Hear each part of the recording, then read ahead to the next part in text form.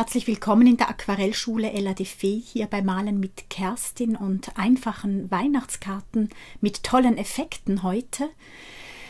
Ja, die Weihnachtszeit ist wunderschön und gerne starten wir mit tollen Karten. Ich habe mit einem Washi-Tape mir 4 Bereiche abgetrennt auf meinem Aquarellpapier. Die Materialien findet ihr unten in der Box. Und nun zu Beginn möchte ich euch noch kurz meine neuen Weihnachtskarten, die ihr in meinem Shop findet, vorstellen. Schaut herein, ich freue mich. Dann brauchen wir ein kleines Wasserglas und mischen auf einer Palette nicht zu dunkel ein Ultramarinblau an und mit einem Casaneo Nummer 12 und einfach klarem Wasser ziehen wir die Ränder ein bisschen in den Kreis hinein und bekommen wunderschöne, durchsichtig schillernd schimmernde Glaskugeln. Also das lohnt sich, da wirklich das mal ausprobieren. Ich bin jedes Jahr wieder aufs Neue begeistert von dieser Technik, von dieser wahnsinnig schnellen, einfachen, schlichten Technik. Glaskugeln, Weihnachtskugeln oder eben auch, wie ich in meinem letzten Video gezeigt habe, das blende ich oben ein, Bubbles. Ja, wenn ich das soweit angelegt habe, kann ich es trocknen lassen. Hier ziehe ich noch ein bisschen nach, auch wieder mit dem Blau und tupfe noch ein bisschen Alizarin-Karmesin dazu in die Feuchtigkeit hinein. Das ist optional, das könnt ihr einfach machen, wenn ihr das möchtet. Von rechts habe ich jetzt Tannenzweige hineingezogen und verblende das mit dem Ella-Stick in den Außenbereich. Gegen innen lasse ich es so klar stehen. Ein bisschen drüber gespritzt in die Feuchtigkeit und schon habt ihr eine fertige Weihnachtskarte. Natürlich brauchen die Kugeln noch ein bisschen eine Schnur gegen oben, einfach auch in Blau und ja, mehr muss man gar nicht machen, mehr ist gar nicht nötig, dauert etwa 5 Minuten und ja, die Nadelbaumtechnik und die Asttechnik, die zeige ich euch heute noch, also unten bei meiner übernächsten Karte seht ihr das und habt das auch schon in anderen Videos von letztem Jahr gesehen, die ich euch oben einblende. Die zweite Karte feuchten wir an. Verwenden ein Heliocylinblau, das soll ein wirklich schöner weihnachtlicher Hintergrund werden, ein bisschen Kobalt-Türkis von der linken Seite. Es darf recht intensiv dunkel sein, also nicht zu hell, sodass man nachher sieht, wenn wir wieder hineingehen und was hineinmalen, dass man das auch wirklich erkennt. Also ihr könnt da das so schön grundieren und mit Salz bestreuen, sobald der Trocknungsvorgang startet. Das lassen wir jetzt wirken und währenddem können wir schon unsere nächste Weihnachtskarte bearbeiten. Den Ella-Stick, den ich hier immer verwende, findet ihr in meinem Shop unter www.elladefee.com. Unten in der Box ist der Link. Diese Karte feuchten wir auch an. Starten mit einem Zitronengelb, gefolgt von der Mitte aus mit einem Cadmium-Orange hell und von außen mit Kobalt-Türkis gehalten. Dieses Bullseye, dieses kleine, dieses leuchtende Licht und wir müssen natürlich Gelb und Blau verblenden.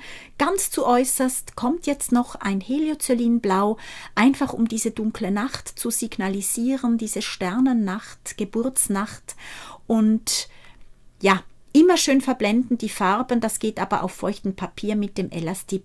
Wunderschön einfach, dass ihr da wirklich einen fließenden Übergang hinbekommt. Auch diesen Bereich lassen wir jetzt einwirken und trocknen und gehen auf unsere letzte weiße Fläche.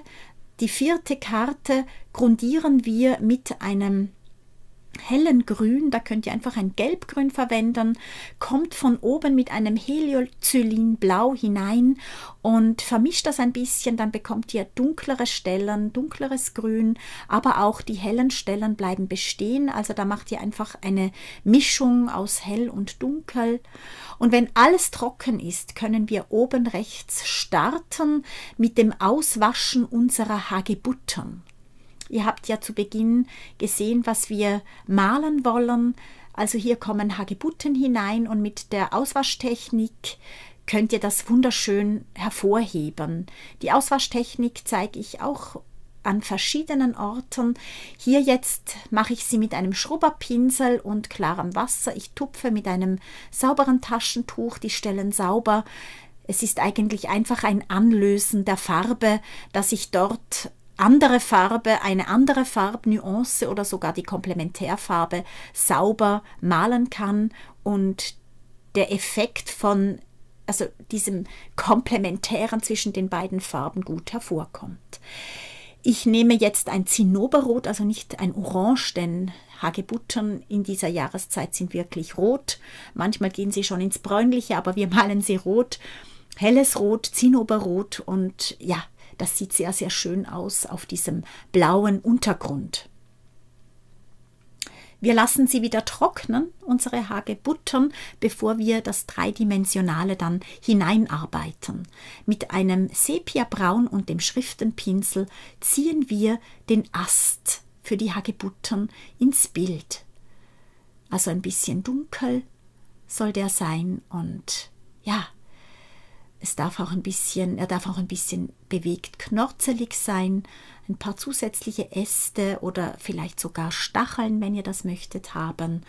Und so hängt er da in diese schöne Schnee- oder Sternennacht hinein und so lassen wir ihn trocknen, um dann, wie ihr seht, wieder mit demselben Schrubberpinsel helle Stellen in unsere Hagebutten zu waschen. Durch diese helle Stelle wird die Hagebutte überhaupt erst dreidimensional und sieht sie echt aus und nicht platt. Mit demselben Braun, dem Sepiabraun, malen wir den vorderen, die kleine Fliege da sozusagen, also den vertrockneten Blütenstand der Rose ist das ja eigentlich. Ja, das macht ihr einfach sehr salopp, also da kritzelt ihr mehr oder weniger einfach so was Haariges da vorne an die Spitze und schon sind die Hagebutten wunderschön und die Weihnachtskarte ist fertig. Unten links mit einem Casaneo Nummer 12 und einem Zinnoberrot malen wir hier eine kleine Stumpenkerze ins Licht und verblenden ein klein wenig nach unten. Also wir ziehen einfach dieses Rot ein bisschen ins Blau hinein, waschen dann mit dem Schrubberpinsel ohne dass wir es berühren, also über diese Kerze eine Flamme ins goldene Gelb hinein, sodass sie wirklich hell hervorleuchtet.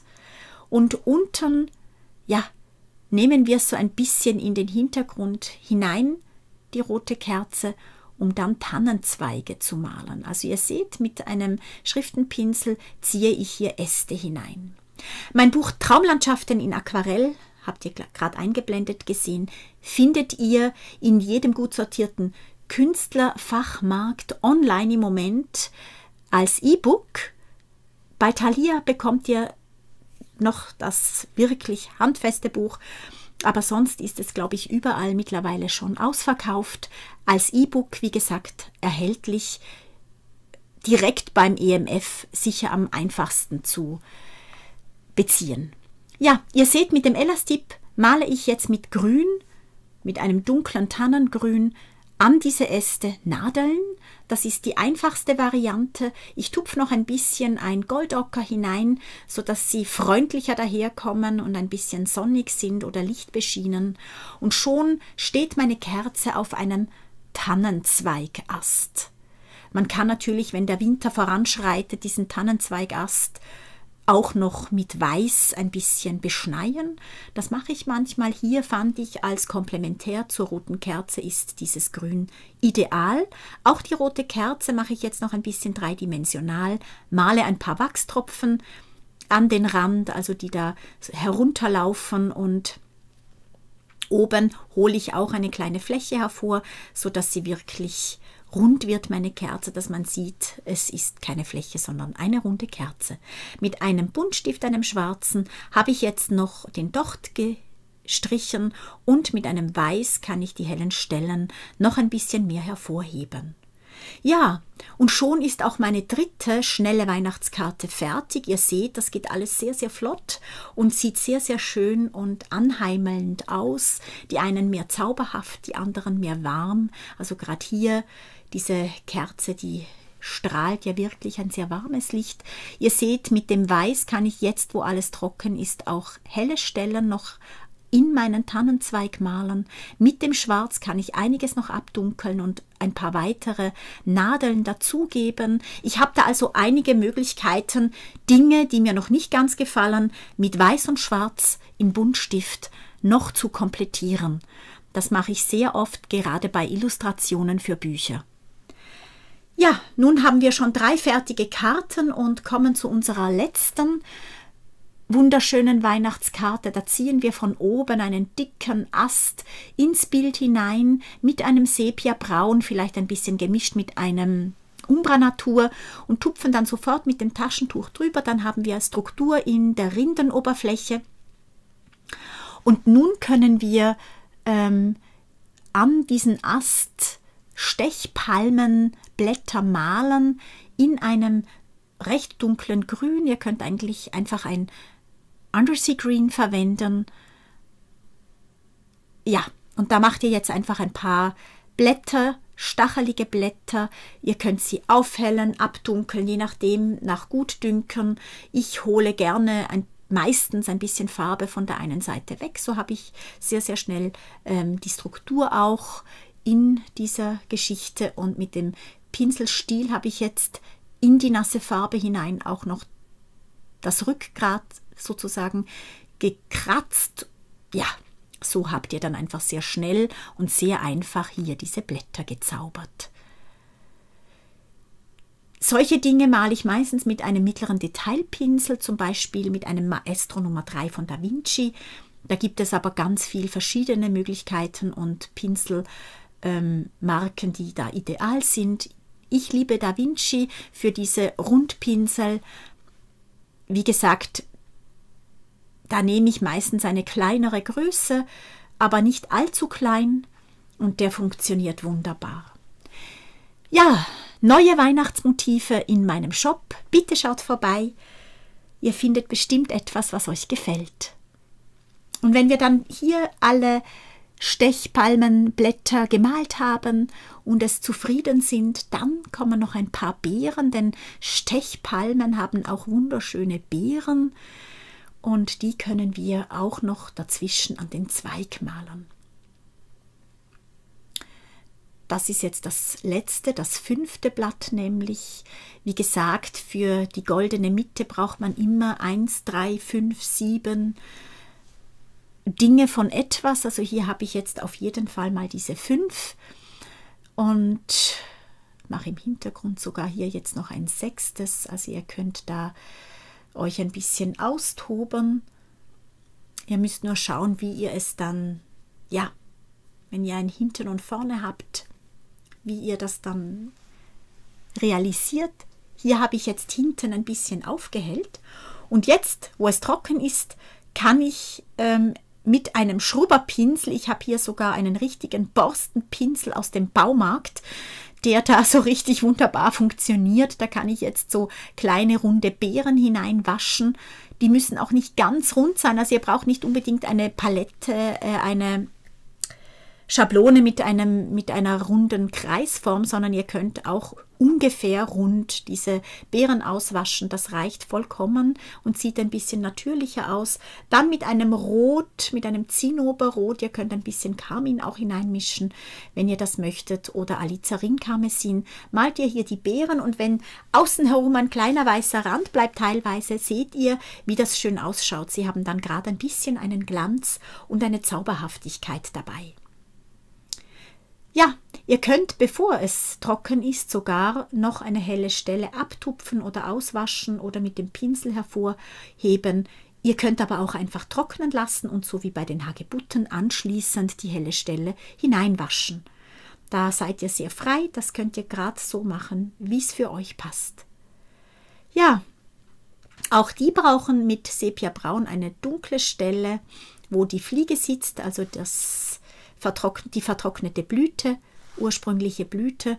Und schon ist auch die Karte fast fertig. Ich decke meine anderen Karten kurz ab mit alten Papieren und spritze hier noch so ein bisschen rot-grün drüber, sodass da einfach noch ein paar Sprenkel sind. Ihr könnt auch blau verwenden. Also